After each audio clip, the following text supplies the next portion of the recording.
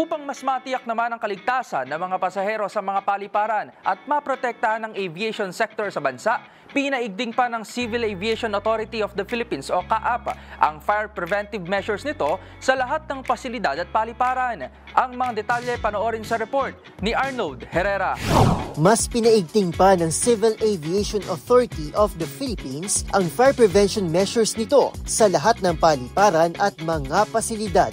Nagsanipuwersa na ang Aerodrome Development and Management Service at Aircraft Rescue and Firefighting Team sa pagsasagawa ng kanilang enhanced protocols para matiyak ang seguridad ng publiko. Kabilang dito ang quarterly inspection ng mga fire extinguisher sa airport buildings, monitoring ng fuel forms, regular training programs at fire safety training at drills para sa lahat ng airport staff. Sinimulan na rin ng CAAP ang pag-upgrade sa mga infrastruktura nito sa pamamagitan ng advanced fire detection at alarm systems para maiwasan ng overheating incidents. Naniniwala ang CAAP na sa tulong ng pakikiisa at kooperasyon ay may iwasan ng sunog at mapoprotektahan ng aviation sector sa bansa.